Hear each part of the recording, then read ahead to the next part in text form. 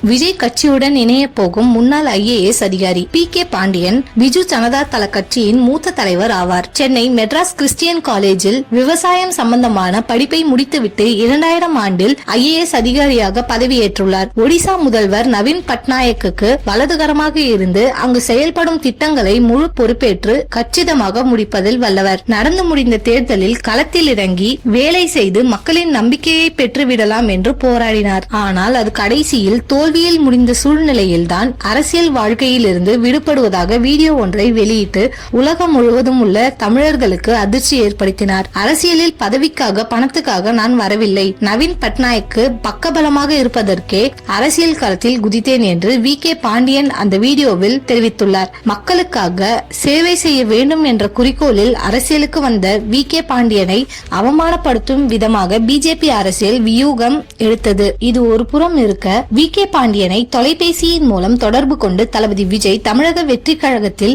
எப்போது வேண்டுமானாலும் இணையலாம் என்று கோரிக்கை வைக்கப்பட்டுள்ளதாம். ஒரு தமிழனாக இந்திய அளவில் தோற்கடிக்கப்பட்டாலும் தமிழ்நாட்டில் அவருக்கு இருக்கும் செல்வாக்கு அதிகம் என்றுதான் கூற வேண்டும். இந்த அரசியல் வியூகத்தை விஜய் கையில் எடுத்துக்கொண்டு அவருக்கு அழைப்பு விடுக்கப்பட்டுள்ளதாம். இது 2026 அரசியல் களத்தை ஈஸியாக சந்தித்து வெற்றி பெற பக்கபலமாக இருக்கும் என்று நம்புகிறார் விஜய். இந்திய அளவில் கிடைக்காத பெயரையும் புகழையும் தங்களுக்கு எந்தவித களங்கமும் இல்லாமல் திரும்ப பெற்று தருகிறேன் என்று உறுதி செய்துள்ளாராம் விஜய். இது எந்த அளவுக்கு சாத்தியம் என்பதை விஜய் விரைவில் அறிக்கை மூலமாக வெளியிட்டால் கட்சியின் தொண்டர்களுக்கு முழு மகிழ்ச்சி கிடைக்கும். வரும் தேர்தலில் அதிமுக திமுகவுக்கு சிம்ம சொப்பனமாக விளங்கும் தமிழக வெற்றி கழகம் சீமானுடன் இணையவும் அதிக வாய்ப்புகள் உள்ளதால் 2026 தேர்தலில் இளைஞர்களின் ஓட்டுகளை வைத்து பெரும் மாற்றம் உண்டாகும் என்பது உறுதியாகி வருகிறது.